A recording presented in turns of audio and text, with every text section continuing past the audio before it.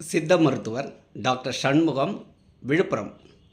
இன்று அழுகை பற்றின ஒரு சுவாரஸ்யமான செய்தி சொல்கிறேன். என்ன என்றால், முற்காலத்திலலாம் அழுகை என்பது ஒரு கலாச்சாரத்தோடு இணைந்த விஷயம். உதாரணத்துக்கு சொல்கிறேன், யாராவது இறப்பு வீட்டுக்கு சென்றார்கள் என்றால் உணர்ச்சி பூர்வமாக கூடி அழுவார்கள்.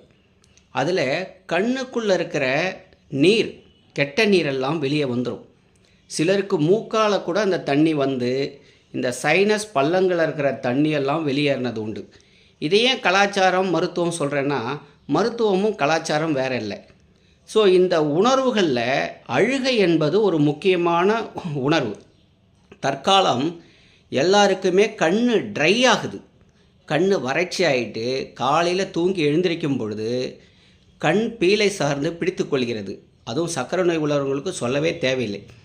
அப்புறம் குளுக்கோமா என்ற கண்ணீர் அழுத்த நோய்.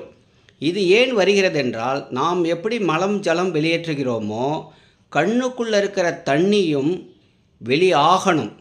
ஒருவேளை வெளியாகலைன்னா நமக்கு சைனஸு, தலைவலி, மைக்ரைன், குளுக்கோமான்ற கண்ணீர் அழுத்த நோய், பலவிதமான மன அழுத்த நோய்களும் இந்த கண்ணீர் விடாதான வருது. ஸோ உணர்வுகள் என்பது இறைவன் ஏன் கொடுக்கிறார் என்றால், நோய் வராமல் தடுப்பதற்குத்தான். இப்போது பிறக்கிற குழந்தை கூட அழறதில்லை, முதுகில் தட்டி அழ வைக்கிறாங்க. அந்த அளவுக்கு உணர்ச்சி கெட்டவங்களாக நம்ம மாறிட்டோம். இதுக்கெல்லாம் என்ன காரணம்னா, உலகளாவிய காட்சிகளை நாம் சமூக வலைதள டிவியில் பார்க்கறதுனால இதெல்லாம் ஒரு விஷயமா அப்படி என்று சினிமாவில் கூட முதல்லாம் சினிமா பார்த்து அழுவாங்க. இப்போல்லாம் பல படங்களை பார்த்ததுனால அழுகையும் வர்றதில்லை. உணர்வுகள் 8 உணர்வுகளும் குறைந்து விட்டது. நோய்கள் வருவதற்கு இந்த உணர்வு குறைவுகளும் ஒரு காரணம். இப்போது தற்காலம் செயற்கை கண்ணீர், மெத்தில் செல்லுலோஸ், அந்த ட்ராப்ஸே போட வேண்டிய சூழ்நிலை பலருக்கு இருக்குது. அதுவும் குறிப்பாக சர்க்கரை உள்ளவங்களுக்கு கண் பிசு பிசு என்று பிடித்து கொள்கிறது.